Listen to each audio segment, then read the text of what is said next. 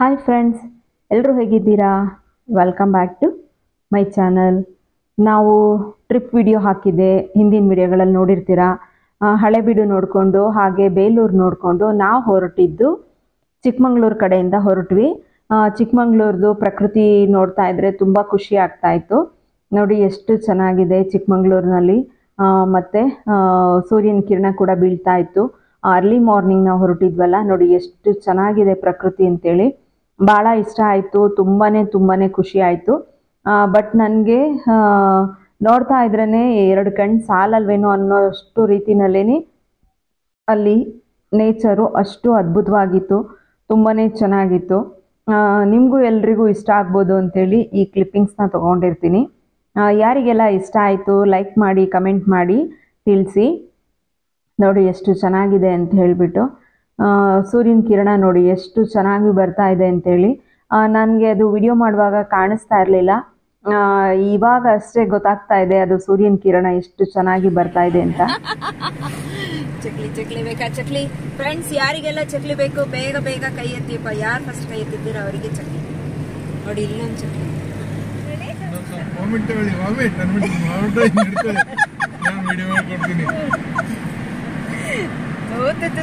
ಅದೆಲ್ಲ ಮಾಡಬಾರ್ದು.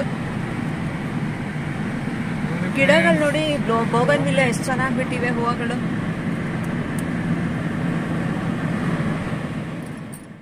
ನಾನು ಸ್ವಲ್ಪ ಹಳೆಬೀಡಿನಲ್ಲೇ ಅರ್ಲಿ ಮಾರ್ನಿಂಗು ಹೊಟ್ಟೆ ಹಶ್ವಾಗ್ತಿದೆ ಅಂತೇಳಿ ಟಿಫಿನ್ ಮಾಡಿದ್ದೆ. ಅದು ನನಗೆ ಯಾಕೆ ಅಂತ ಗೊತ್ತಾಗಲಿಲ್ಲ, ಸ್ವಲ್ಪ ಏನಾದರೂ ಫುಡ್ ಇನ್ಫೆಕ್ಷನ್ ಥರ ಆಯಿತು ಅನಿಸುತ್ತೆ. ಫುಲ್ಲು ವಾಮಿಟ್ ಮಾಡ್ಕೊಂಡು ಹೋಗ್ತಾ ಇದ್ದೆ. ನಾನು ವಿಡಿಯೋ ಮಾಡ್ತಾ ಇದ್ದಿದ್ದನ್ನ ನೋಡಿಬಿಟ್ಟು ಅದನ್ನು ವಿಡಿಯೋ ಮಾಡಿ ಅದು ಹಾಕಿ ಅಂತೇಳಿ ರೇಗಿಸ್ತಾ ಇದ್ರು. ನನ್ನ ಫ್ರೆಂಡ್ ತೊಗೊಳ್ಳಿ ಚಕ್ಲಿ ತಿನ್ನಿ ಅಂತ ಹೇಳ್ಬಿಟ್ಟು ಕೊಡ್ತಾಯಿದ್ರು. ಅವ್ರು ಚಕ್ಲಿ ಮಾಡ್ಕೊಂಡು ಬಂದಿದ್ರು. ಬಟ್ ನನಗೆ ಅದು ತಿನ್ನೋದಕ್ಕಾಗಲಿಲ್ಲ. ಕಾರಣ ನಂದು ಹೆಲ್ತ್ ಬೇರೆ ಸರಿ ಇದ್ದಿದ್ದರಿಂದ ನನಗೆ ತಿನ್ನೋಕ್ಕಾಗ್ತಿರ್ಲಿಲ್ಲ. ಅವರು ಕೂಡ ತೊಗೊಳ್ಳಿ ತಿನ್ನಿ ಅಂತ ಹೇಳ್ತಾಯಿದ್ರು. ಹಾಗಾಗಿ ಎಲ್ಲ ತಮಾಷೆ ಮಾಡಿಕೊಂಡು ಹೋಗ್ತಾ ಇದ್ವಿ. ತುಂಬಾ ಖುಷಿ ಆಗುತ್ತಲ್ವ ಹಿಂಗೆ ಫ್ರೆಂಡ್ಸ್ ಜೊತೆಯಲ್ಲಿ ಟ್ರಿಪ್ ಅಂತ ಹೊರಗಡೆ ಹೋದಾಗ ಎಷ್ಟು ಖುಷಿ ಅನಿಸುತ್ತೆ. ನೋಡಿ ಇದು ಟೀ ಎಸ್ಟೇಟು ಎಷ್ಟು ಚೆನ್ನಾಗಿದೆ ಅಂತ. ಲಾಸ್ಟ್ ಟೈಮ್ ನಾನು ಹೋಗಿದ್ದಾಗ ಅಲ್ಲಿ ಒಳಗಡೆ ಎಲ್ಲ ಹೋಗಿ ಫೋಟೋ ತೆಕ್ಕೊಂಡು ಬಂದಿದ್ದೆ. ಅಂದರೆ ಈಗೊಂದು 3-4 ವರ್ಷದ ಹಿಂದೆ ಹೋಗಿದ್ದೆ. ಬಟ್ ಆವಾಗ ಏನೂ ಇರಲಿಲ್ಲ. ಇವಾಗ ಅಲ್ಲಿ ಫೋಟೋ ತೆಕ್ಕೋಬೇಕು, ವಿಡಿಯೋ ಮಾಡ್ಕೋಬೇಕು ಅಂದರೆ ಅಮೌಂಟ್ ಕೊಡಬೇಕಂತೆ. ಆ ರೀತಿಯಾಗಿ ಅಲ್ಲಿ ಒಂದು ಬೋರ್ಡನ್ನು ಹಾಕಿದ್ದಾರೆ. ಮತ್ತು ಪರ್ಮಿಷನ್ ಇಲ್ಲದೆ ಒಳಗಡೆ ಹೋಗೋಂಗಿಲ್ಲ. ಅದೇ ಜಾಗದಲ್ಲೇ ಇಲ್ಲಿ ಒಂದು ಶಾಪ್ ಇದೆ. ನಾನು ಲಾಸ್ಟ್ ಟೈಮ್ ಹೋಗಿದ್ದಾಗಲೂ ಇಲ್ಲಿಂದನೇ ಗಾಂಧಾರ ಮೆಣಸಿನ್ಕಾಯಿ ತೊಗೊಂಡು ಬಂದಿದ್ದೆ. ಮತ್ತು ಸ್ಪೈಸಸ್ ಐಟಮ್ಸ್ಗಳು ಕೂಡ ಎಲ್ಲ ಇಲ್ಲಿ ಸಿಗುತ್ತೆ. ನನಗೆ ಈ ಸಲನೂ ಕೂಡ ಬೇಕಾಗಿತ್ತು. ಗಾಂಧಾರ ಮೆಣಸಿನ ಗಿಡ ಹೋಗಿಬಿಟ್ಟಿದೆ. ಮತ್ತು ಇಲ್ಲಿ ಮೆಣಸಿನ್ಕಾಯಿ ಮತ್ತು ಸ್ಪೈಸಸ್ ಐಟಮ್ಸ್ಗಳೇನಾದರೂ ತೊಗೊಳ್ಳೋಣ ಅಂತ ಅಂದ್ಬಿಟ್ಟು ನೋಡ್ತಾ ಇದ್ದೆ. ಇದು ಯಾವುದೇ ಥರದ ಪ್ರಮೋಷನ್ ವಿಡಿಯೋ ಅಲ್ಲ. ನಾನು ಲಾಸ್ಟ್ ಈಗ 4 years ಬ್ಯಾಕ್ ಹೋಗಿದ್ದಾಗಲೂ ನಾನು ತೊಗೊಂಡು ಬಂದಿದ್ದೆ. ಮತ್ತು ಈ ಸಲನೂ ನನಗೆ ಅವಶ್ಯಕತೆ ಇದ್ದಿದ್ದರಿಂದ ತೊಗೊಂಡು ಬಂದೆ. ನಿಮ್ಗೆ ಯಾರಿಗಾದರೂ ಯೂಸ್ಫುಲ್ ಆಗ್ಬೋದೇನೋ ಅಂತೇಳಿ ಈ ವಿಡಿಯೋನ ನಾನು ಹಾಕ್ತಾಯಿದ್ದೀನಿ. ಅಂಗಡಿಯವ್ರನ್ನ ಕೇಳಿದ್ದೆ, ಕೇಳಿನೇ ಪರ್ಮಿಷನ್ ತೊಗೊಂಡೆ ನಾನು ವಿಡಿಯೋ ಮಾಡ್ಕೊತಾ ಇದ್ದೆ. ಅಲ್ಲಿ ನೀವು ಚಿಕ್ಕಮಂಗ್ಳೂರು ಎಸ್ಟೇಟ್ ಹತ್ರ ಅಲ್ಲಿ ಹೋದಾಗ ನಿಮ್ಗೆ ಯಾರಿಗಾದರೂ ಇಷ್ಟ ಆಯಿತು ಅಂದರೆ ತುಂಬ ಅಂಗಡಿಗಳಿದೆ. ನಾನು ಇದೇ ಅಂಗಡಿನಲ್ಲಿ ತೊಗೊಂಡಿದ್ದೆ, ಹಾಗಾಗಿ ಮತ್ತೆ ಇದೇ ಅಂಗಡಿಗೇ ಹೋಗಿದ್ವಿ. ನನ್ನ ಫ್ರೆಂಡು ಕೂಡ ತುಂಬ ಐಟಮ್ಸ್ಗಳನ್ನ ತೊಗೊಂಡ್ರು. ಪ್ಯೂರ್ ಕೊಕೊನಟ್ ಆಯಿಲ್ ಇದೆ, ಮತ್ತು ಪಿಕಲ್ಸ್ಗಳಿದೆ, ಮತ್ತು ಸೊಗಡೆ ಬೇರಿಂದು ಜ್ಯೂಸ್ ಸಿಗುತ್ತೆ, ಹಾಗೆಯೇ ಬಾಳೆ ದಿಂಡಿನ ಜ್ಯೂಸ್ ಸಿಗುತ್ತೆ. ನನಗೂ ಕೂಡ ಸ್ವಲ್ಪ ಬಾಳೆ ದಿಂಡಿನ ಜ್ಯೂಸ್ ಬೇಕಿತ್ತು. ಹಸ್ಬೆಂಡ್ ಹೇಳಿದ್ರು ಸೊಗಡೆ ಬೇರಿಂದು ಜ್ಯೂಸ್ ತೊಗೊಂಡು ಬಾರಮ್ಮ, ಅದು ಸ್ವಲ್ಪ ತಂಪಿರುತ್ತೆ ಅಂತ ಅಂದ್ಬಿಟ್ಟು ಹೇಳ್ತಾಯಿದ್ರು. ಮತ್ತು ನನಗೆ ಹಲಸಿನ ಹಪ್ಪಳ ಅಂದರೆ ಭಾಳನೇ ಇಷ್ಟ. ಮತ್ತು ಇದು ಅಲ್ಲೆಲ್ಲೂ ಸಿಗಲ್ಲ ನಮಗೆ, ನಾವಿರೋ ಜಾಗದಲ್ಲಿ ನಾವಿರ್ತಕ್ಕಂಥ ಊರಲ್ಲಿ ಸಿಗಲ್ಲ. ಇಲ್ಲಿಂದನೇ ತರಿಸ್ಕೊಬೇಕು ಅಂತಂದರೆ ಅಥವಾ ಬೇರೆ ಕಡೆ ಹೋದ್ರೇ ತೊಗೊಂಡು ಬರಬೇಕು. ಮತ್ತು ಇಲ್ಲಿ ಹಲಸಿನ ಹಪ್ಪಳ ಎಲ್ಲ ಇತ್ತು. ಹಲಸಿನ ಹಪ್ಪಳ ಬೇಕಿತ್ತು. ನನ್ನ ಮೇನ್ ಬೇಕಾಗಿದ್ದೇನೆ ಗಾಂಧಾರ ಮೆಣಸಿನ್ಕಾಯಿ ಬೇಕಿತ್ತು. ಅದು ಒಣಗಿಸಿಟ್ಟಿರ್ತಾರೆ, ಅದನ್ನು ತೊಗೊಳ್ಳೋಣ ಅಂತ ಅಂದ್ಬಿಟ್ಟು ಬಂದಿದ್ದೆ. ನಂದು ಬ್ಯಾಡ್ ಲಕ್ ಅನಿಸುತ್ತೆ, ಗಾಂಧಾರ ಮೆಣಸಿನ್ಕಾಯಿ ನನಗಷ್ಟು ಸಿಗಲೇ ಇಲ್ಲ. ಚಿಕ್ಕದು ಪ್ಯಾಕೆಟ್ನಲ್ಲಿ ಸಿಕ್ತು. ನಾನೊಂದು 2 ಪ್ಯಾಕೆಟ್ ತೊಗೊಂಡೆ. ಚಿಕ್ಕ ಪ್ಯಾಕೆಟು, ಏನು 100 grams ಇರಲಿಲ್ಲ ಅನಿಸುತ್ತೆ. ನನ್ನ ಫ್ರೆಂಡ್ ಕೂಡ ನನಗೂ ಬೇಕು, ನಾನು ಹಾಕ್ಕೊತೀನಿ ಟೆರೆಸ್ ಮೇಲೆ ಅಂತೇಳಿ ಅವರು ಮೆಣಸಿನ್ಕಾಯಿ ತೊಗೊಂಡ್ರು. ಹಸಿರು ಮೆಣಸಿನ್ಕಾಯಿ ಯೂಸ್ ಮಾಡೋದಕ್ಕಿಂತ ಈ ಹಸಿರು ಮೆಣಸಿನ್ಕಾಯಿ ಅಂದರೆ ಗಾಂಧಾರ ಮೆಣಸಿನ್ಕಾಯಿನ ಯೂಸ್ ಮಾಡಿದರೆ ಔಷಧೀಯ ಗುಣ ಇರುತ್ತೆ ಇದು ಗಾಂಧಾರ ಮೆಣಸಿನ್ಕಾಯಿನಲ್ಲಿ. ಮತ್ತು ಹೆಲ್ತಿಗೂ ಕೂಡ ಭಾಳ ಒಳ್ಳೆಯದು. ಬೇರೆ ಹಸಿಮೆಣಸಿನ್ಕಾಯಿನ ತಿಂದಾಗ ಗ್ಯಾಸ್ಟ್ರಿಕ್ ಪ್ರಾಬ್ಲಮ್ ಬರುತ್ತೆ, ಇದು ತಿಂದರೆ ಅಷ್ಟು ಗ್ಯಾಸ್ಟ್ರಿಕ್ ಪ್ರಾಬ್ಲಮ್ ಬರಲ್ಲ. ಅವರು ಎಲ್ಲ ಥರ ಹೇಳ್ತಾ ಇದ್ರು. ಗ್ಯಾಸ್ಟ್ರಿಕ್ ಅದು ನಿವಾರಣಾ ಧನ್ವಂತರಿ ಮಾತ್ರೆ ಸಿಗುತ್ತೆ, ಮತ್ತು ಕೆಮ್ಮಿಗಿರುತ್ತೆ ಅಂತ ಅಂದ್ಬಿಟ್ಟು ಎಲ್ಲ ಹೇಳ್ತಾ ಇದ್ರು. ನಿಮ್ಗೆ ಏನಾದರೂ ಬೇಕಂದರೆ ತೊಗೊಳ್ಳಿ ಅಂತ ಅಂದ್ಬಿಟ್ಟು ಅವ್ರು ಹೇಳ್ತಾ ಇದ್ರು. ನನಗೆ ಏನು ಬೇಕೋ ಅದು ಅವಶ್ಯಕತೆ ಇರೋದು ತೊಗೊಂಡೆ. ಮತ್ತು ಲವಂಗದ ತೈಲ ಏನೇನು ಎಲ್ಲ ಥರ ಏನಿದೆ ಏನಿಲ್ಲ ನೀಲಗಿರಿ ತೈಲ ಕೂಡ ಇತ್ತು. ಮತ್ತು ಶೀತ ನೆಗಡಿಗೆ ಹೆಡ್ಡೇಕೆ ಇದನ್ನೆಲ್ಲ ಹಚ್ಕೊಂಡ್ರೆ ಬೇಗ ತಲೆನೋವು ಕಡಿಮೆ ಆಗುತ್ತೆ ಅಂತೆಲ್ಲ ಹೇಳ್ತಾ ಇದ್ರು. ನಾನು ಕೆಲವೊಂದು ಐಟಮ್ಸ್ಗಳು ಏನೇನು ಬೇಕೋ ಅದನ್ನು ತೊಗೊಂಡೆ. ನನಗಿನ್ನ ಜಾಸ್ತಿ ನನ್ನ ಫ್ರೆಂಡ್ ತೊಗೊಂಡ್ರು, ನಾನು ಜಾಸ್ತಿ ತೊಗೊಳ್ಳಿಲ್ಲ. ಆಮೇಲೆ ಒಂದು ನನಗೆ ಪಿಕಲ್ ಬೇಕಿತ್ತು, ಪಿಕಲ್ನ ತೊಗೊಂಡೆ. ಏನೇನು ತೊಗೊಂಡೆ ಅಂತ ನಾನು ನೆಕ್ಸ್ಟ್ ವಿಡಿಯೋದಲ್ಲಿ ತೋರಿಸ್ತೀನಿ. ಇಲ್ಲಿನೇ ನಾನು ಚಾಪ್ ಮಾಡಿಕೊಂಡೆ. ಇದು ಯಾವುದೇ ಥರದ ಪ್ರಮೋಷನ್ ವಿಡಿಯೋ ಅಲ್ಲ, ನಾನೇನು ಚಾಪ್ ಮಾಡಿದೆ ಅದನ್ನು ತೊಗೊಂಡೆ. ನಾನು ಇವಾಗ ಏನು ಅಲ್ಲಿ ತೋರಿಸ್ತಾ ಇದ್ದೀನಿ, ಅಲ್ಲಿ ಕಾಫಿ ಬೀಜನ ಒಣಗಾಕಿದ್ರು, ಅದನ್ನು ನಾನು ನಿಮಗೆ ತೋರಿಸ್ತಾ ಇದ್ದೆ. ಅಲ್ಲಿ ಕಾಫಿ ಬೀಜನ ಒಣಗಾಕಿರೋದನ್ನು ವಿಡಿಯೋ ಮಾಡ್ಕೊಂಡಿದ್ದೆ ನೋಡಿ. ಅಲ್ಲಿ ಇಲ್ಲಿ ಒಂದು ಮನೆಗಳು ಹೇಗಿರುತ್ತೆ ಅಂತೇಳಿ. ಮತ್ತು ನಾವು ಅಲ್ಲಿಂದ ಹೊರಟು ನಾವು ಹೊರನಾಡು ಕಡೆಗೆ ಹೋಗ್ತಾ ಇದ್ವಿ. ಬೇಲೂರು ಎಲ್ಲ ಮುಗಿಸ್ದಿದ್ದಾಗಿತ್ತು, ಈಗ ಹೊರನಾಡಿಗೆ ಅಂತೇಳಿ ಹೋಗ್ತಾ ಇದ್ವಿ. ಹೊರನಾಡು ಬಂದು ಕರ್ನಾಟಕದ ಮತ್ತೊಂದು ಪ್ರಸಿದ್ಧ ಧಾರ್ಮಿಕ ಸ್ಥಳ ಆಗಿರುತ್ತೆ. ಇದು ಚಿಕ್ಕಮಗಳೂರು ಜಿಲ್ಲೆಯಲ್ಲಿರುವ ಭದ್ರಾ ನದಿ ದಂಡೆಯಲ್ಲಿರುವ ಹೊರನಾಡು ಅನ್ನಪೂರ್ಣೇಶ್ವರಿ ದೇವಾಲಯ. ತಾಯಿ ಪಾರ್ವತಿ ದೇವಿಯ ಮತ್ತೊಂದು ಹೆಸರೇ ಅನ್ನಪೂರ್ಣೇಶ್ವರಿ. ಸಕಲ ಜೀವಿಗಳಿಗೆ ಆಹಾರ ಭಾಗ್ಯ ಕರುಣಿಸುವ ಕರುಣಾಮಯಿ ಈ ತಾಯಿ ಅನ್ನಪೂರ್ಣೇಶ್ವರಿ ಎಂದರೂ ಸಹ ತಪ್ಪಾಗಲಾರದು. ಚತುರ್ಭುಜ ಹೊಂದಿರುವ ಈ ತಾಯಿಯ ವಿಗ್ರಹವು ಸುಮಾರು 6 ಅಡಿ ಎತ್ತರವಿದ್ದು ಪೀಠದ ಮೇಲೆ ಪ್ರತಿಷ್ಠಾಪಿಸಲ್ಪಟ್ಟಿದೆ. 4 ಕೈಗಳಲ್ಲಿ ಶಂಖ, ಚಕ್ರ, ಶ್ರೀಚಕ್ರ ಹಾಗೂ ಗಾಯತ್ರಿ ದೇವಿಯನ್ನು ಹಿಡಿದಿದ್ದಾಳೆ. ಅಡಿಯಿಂದ ಮುಡಿಯವರೆಗೂ ಚಿನ್ನದಲ್ಲಿ ಈ ವಿಗ್ರಹವನ್ನು ಅಲಂಕರಿಸುತ್ತಾರೆ. ಹೊರನಾಡು ಕ್ಷೇತ್ರ ಅನ್ನದಾನಕ್ಕೆ ಹೆಸರುವಾಸಿಯಾಗಿದೆ. 3 ಹೊತ್ತು ಇಲ್ಲಿ ಅನ್ನದಾಸೋಹ ನಡೆಯುತ್ತದೆ.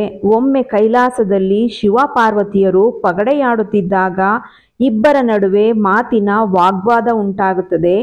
ಆಗ ಶಿವನು ಈ ಲೋಕದಲ್ಲಿ ಮಾಯೆ, ಎಲ್ಲ ವಸ್ತುಗಳು ಮಾಯೆ, ಆಹಾರ ಕೂಡ ಮಾಯೆ ಎಂದು ಹೇಳುತ್ತಾನೆ.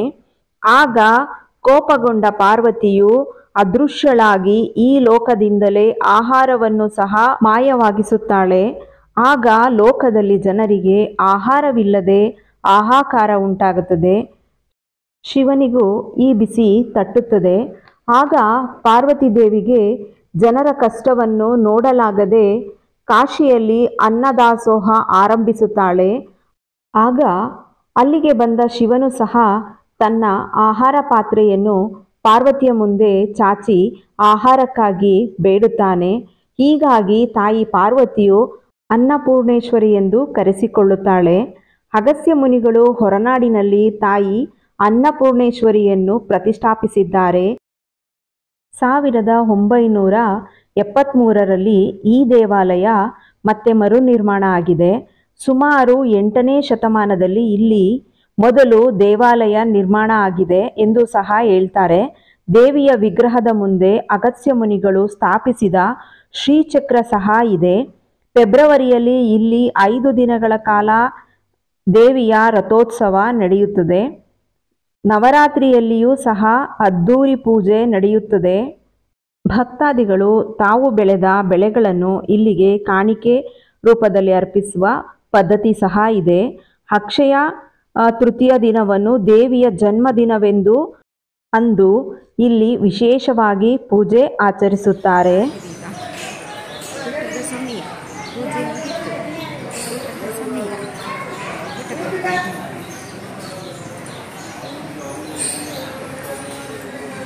ಎಷ್ಟು 2:35 ಆಗಿದೆ.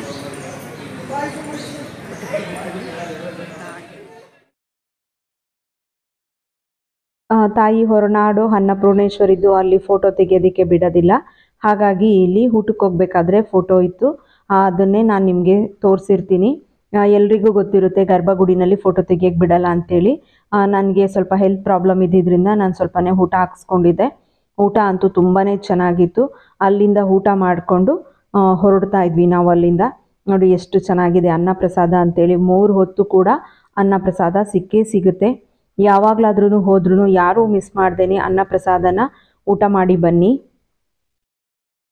ಮತ್ತು ನಾವು ಅಲ್ಲಿಂದ ಬಂದು ಮತ್ತೆ ಹೊರಗಡೆ ಕ್ಲಿಪ್ಪಿಂಗ್ಸ್ನ ತೊಗೊಳ್ತಾ ಇದ್ವಿ. ನಾನು ಮತ್ತು ನನ್ನ ಫ್ರೆಂಡ್ ಇಬ್ಬರೇ ಹೋಗಿದ್ದಿದ್ದು, ಹಾಗಾಗಿ ಫೋಟೋ ತೆಕ್ಕೊಳ್ತಾ ಇದ್ವಿ. ಮತ್ತು ಇಲ್ಲೂ ಕೂಡ ಹೊರಗಡೆನೂ ನಿಂತ್ಕೊಂಡು ಫೋಟೋಸ್ ತೆಕ್ಕೊತಾ ಇದ್ವಿ. ಮತ್ತು ಇಲ್ಲಿ ಇನ್ನೊಂದು ವಿಶೇಷ ಇದೆ. ಏನು ಅಂತ ಅಂದರೆ, ಪೂಜೆ ಎಲ್ಲ ಆದಮೇಲೆ ನಾವು ಕೂಡ ಇಲ್ಲಿ ಪೂಜೆ ಎಲ್ಲ ಮಾಡಿಸಿದ್ವಿ. ಪೂಜೆ ಎಲ್ಲ ಮುಗಿದಾದ್ಮೇಲೆ ಒಂದು ಅಂದರೆ ಏನು ಹೇಳ್ತಾರೆ ಅಂದರೆ, ಇಲ್ಲಿ ತಾಯಿ ಹತ್ರ ಪ್ರಶ್ನೆ ಕೇಳ್ತಾರೆ. ನಿಮ್ಮ ಮನಸ್ಸಲ್ಲಿ ಏನಾದರೂ ಅಂದ್ಕೊಂಡಿರಬೇಕು, ಅದಕ್ಕೆ ಆಗುತ್ತೆ ಇಲ್ಲ ಅಂತಲೂ ಕೂಡ ಆ ತಾಯಿ ನಮಗೆ ಉತ್ತರನ ಕೊಡ್ತಾರೆ.